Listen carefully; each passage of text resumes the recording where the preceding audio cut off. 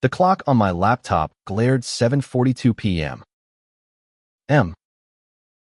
Its red digits screaming panic as I rummaged through my apartment. Papers flying like leaves in a storm. I'd forgotten my presentation files, the ones that could save my job, my reputation, my entire career at the office. And the meeting with the board was in less than an hour. My only hope was the one person I swore I'd never call again, Caleb, the guy who'd been watching me from the shadows for months. I stood frozen in my cramped New York studio, heart hammering. The city's hum seeped through the cracked window, honking taxis, distant sirens, the pulse of a world that didn't care I was about to crash and burn. My boss, Ms. Hargrove, had made it clear this pitch to the investors was my last shot to prove I wasn't just the diversity hire she'd grumbled about under her breath. I'd spent weeks on those slides, pouring my soul into charts and projections, only to leave the USB drive on my desk at Sterling & Co. The office was locked. Security was a nightmare. And I had no key. But Caleb, he could get in anywhere. My fingers trembled as I dialed his number, one I'd memorized despite myself. Caleb wasn't just a coworker, was the guy who lingered too long at my desk, who knew my coffee order without asking, who sent me cryptic texts at 2 a.m. Like, saw you at the diner tonight. You look tired. Creepy. Yes. But also, oddly comforting. Like someone was always watching out for me, even if it made my skin crawl. I'd blocked him last month after he left a single rose on my doorstep with no note. Yet here I was, unblocking him. Because Caleb had a knack for getting what he wanted, whether it was access to locked offices or a piece of my guarded heart. Ethan. His voice answered on the first ring, low and smooth, like he'd been waiting. You okay? I swallowed hard, hating how his concern warmed me despite everything. I need a favor. Caleb. It's urgent. A pause. Then a soft chuckle. You never call unless you're desperate. What's it this time? My presentation files. I left them at the office. The meeting's at 8:30, and I'm screwed without them. Can you get them for me? My voice cracked, betraying my nerves. Another pause. Longer this time. I could almost see his sharp jawline, the way his hazel eyes narrowed when he was thinking. I can do that, he said finally. But you know my price. My stomach twisted. I'm not playing games. Caleb. This is my job. Not a game, he said, his tone darkening. Meet me at the office. Alone. We'll talk. The line went dead, and I cursed under my breath. Caleb wasn't just a stalker, he was a master at slipping through cracks, physical and emotional. I'd seen him bypass security systems like they were child's play, charming guards or picking locks with a flick of his wrist. He'd been at Sterling & Co. for only 6 months, a tech consultant who seemed to know everyone's secrets, including mine. Like how I'd spent my first paycheck on a binder to flatten my chest, or how I'd cried in the bathroom after Hargrove snide comments about my transition. Caleb never said anything outright, but his glances, his two knowing smiles, they told me he saw everything. I grabbed my coat and bolted out the door, the Manhattan streets a blur of neon and noise. The office was 10 blocks away, a towering glass monolith that screamed corporate power. My sneakers slapped against the pavement as I ran, dodging pedestrians, my mind racing faster than my feet. What was Caleb's price? He'd never asked for money before. Only moments, conversations, and empty break rooms. a shared cigarette on the roof, his hand brushing mine like it was an accident. Each time, I'd felt a pull, a dangerous spark I couldn't afford to ignite. Not when I was still figuring out who I was, still fighting to be seen as Ethan, not the name I'd left behind. The office building loomed ahead, its lobby dark except for a single flickering light. I checked my phone, 8:02 p.m. No time to waste. I texted Caleb, "I'm here." "Where are you?" No response. My heart sank as I pushed against the glass doors locked. As expected. Then a shadow moved in the alley beside the building, and my pulse spiked. "Ethan," Caleb's voice called softly, stepping into the dim street light. He looked like he always did: leather jacket, dark jeans, a smirk that could unravel me if I let it. In his hand was my USB drive, dangling like a prize. "You're late." "You're insane," I snapped, reaching for it. He pulled it back, just out of reach. "Not so fast," he said, stepping closer. His eyes locked onto mine, searching, like he could see every fear I'd ever buried. "You called me. That means something." "It means I'm desperate," I shot back, but my voice wavered. He was too close, his cologne sharp and familiar, stirring something I didn't want to name. He tilted his head, studying me. "You don't trust me, but you need me. Funny how that works." I clenched my fists, torn between anger and something softer, something that scared me more. "Just give me the drive, Caleb. Please." He held it out, but when I grabbed it, his fingers closed around mine, warm and firm. "Meet me after your presentation," he said, his voice low. "We're not done." I yanked my hand free, clutching the drive like a lifeline, and ran for the elevator. My heart was a war-zone: fear, gratitude, and something dangerously close to longing. As the doors closed, I saw him watching me, his silhouette fading into the dark. The boardroom was a sterile cage of glass and steel, the investors' faces a blur of suits and skepticism. I plugged in the USB, my hands shaking as the slides loaded. Every chart, every number, was perfect because I'd poured my soul into them. But as I spoke, my mind wasn't on profit margins or market trends.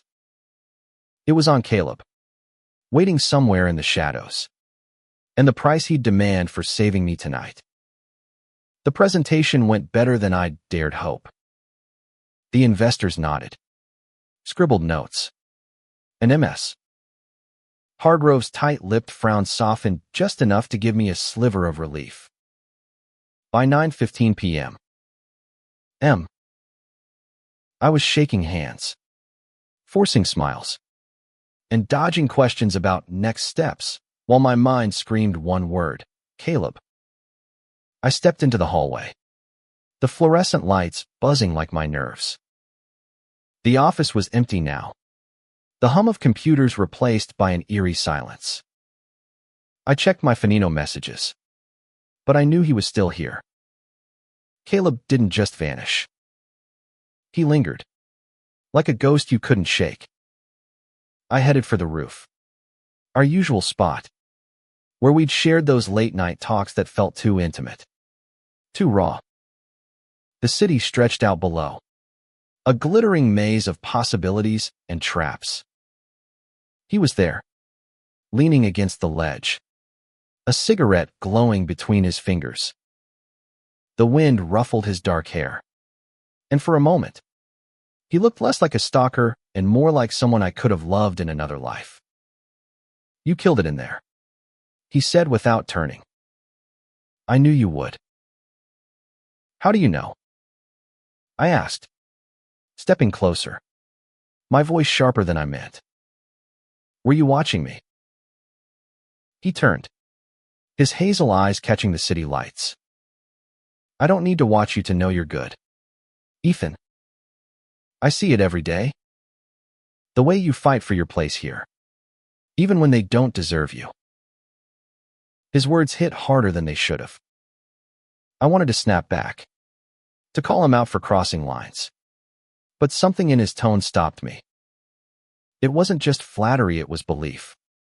The kind I hadn't felt from anyone since I'd started this journey of becoming me. I crossed my arms, trying to keep my walls up. What's your price?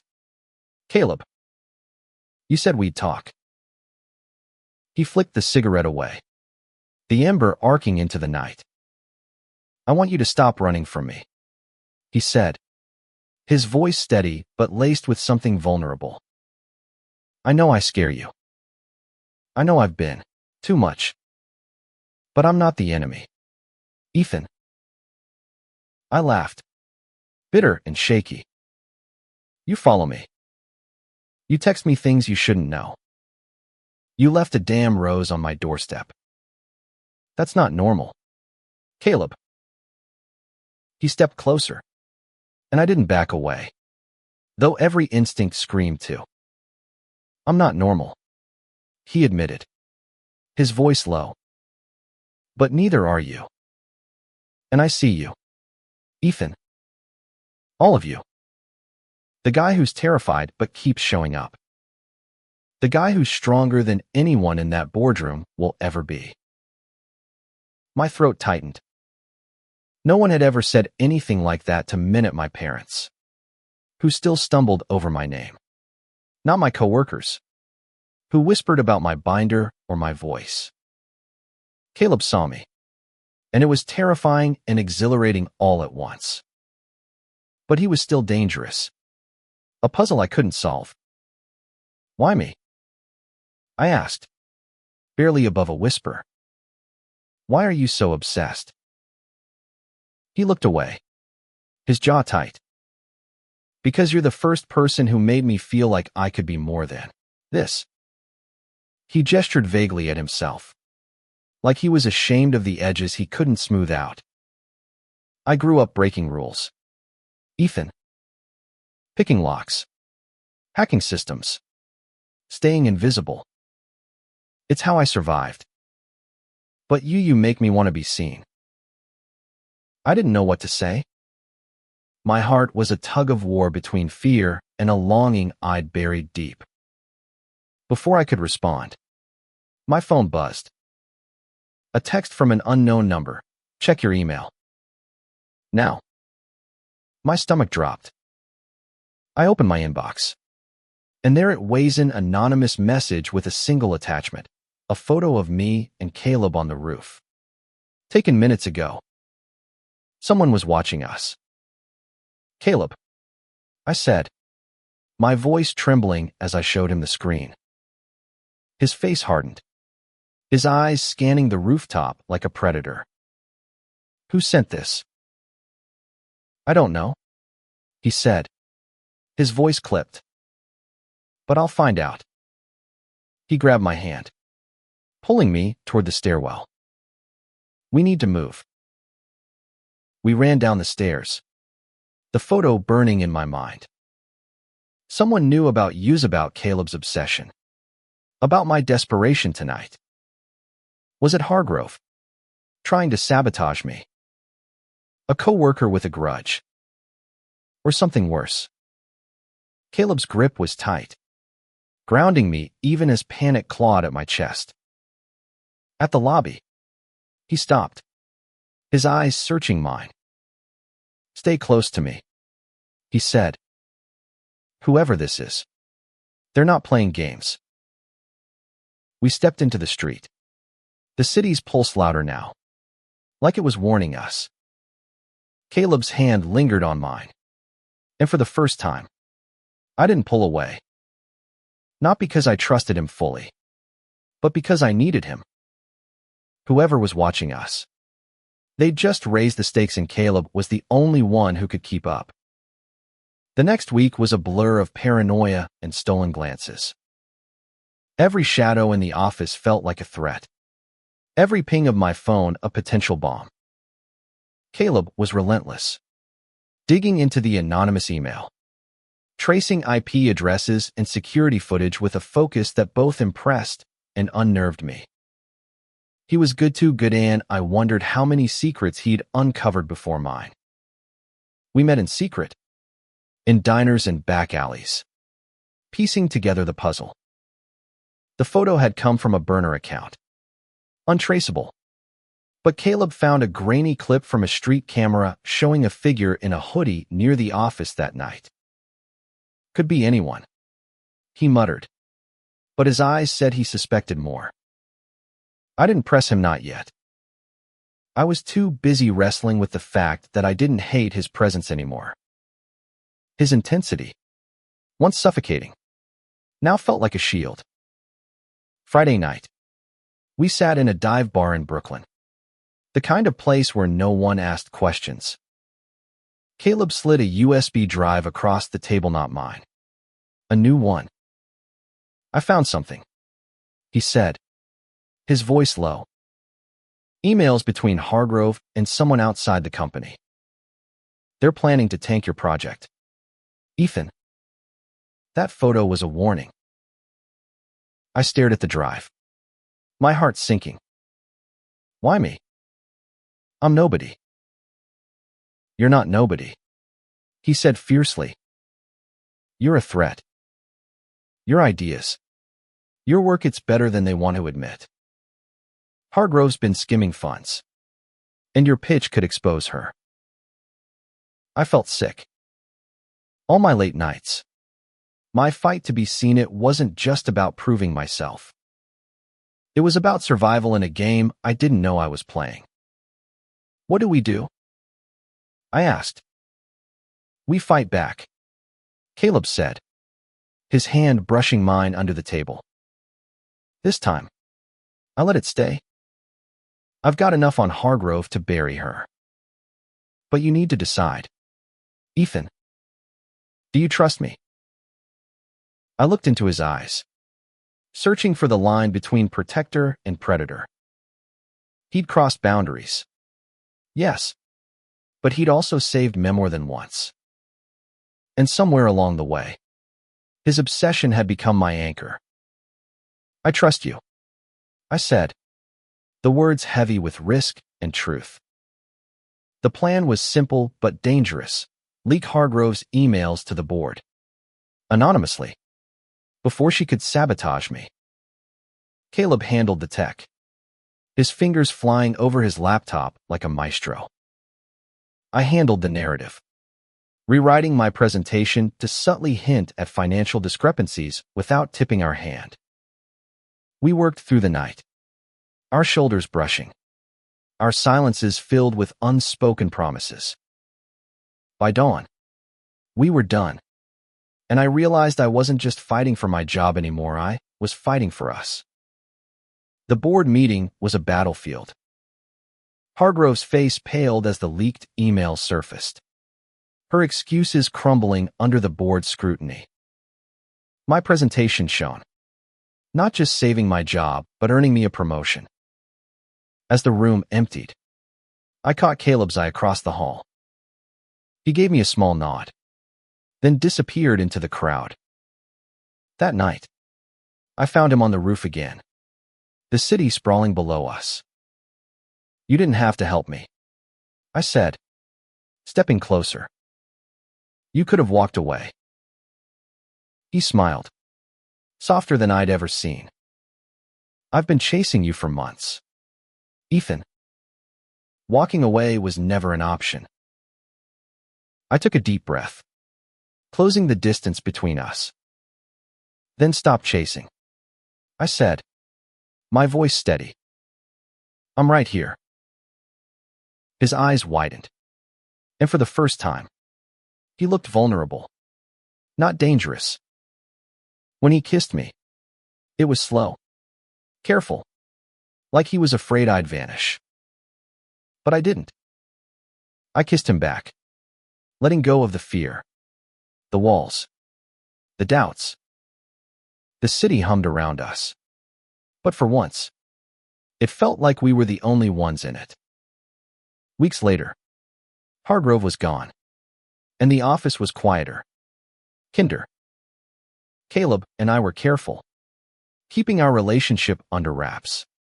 But every glance, every touch, was a promise we'd fight for each other. The stalker who'd scared me had become the partner I needed. And together, we'd rewritten our story, one where love wasn't a secret to fear, but a strength to embrace.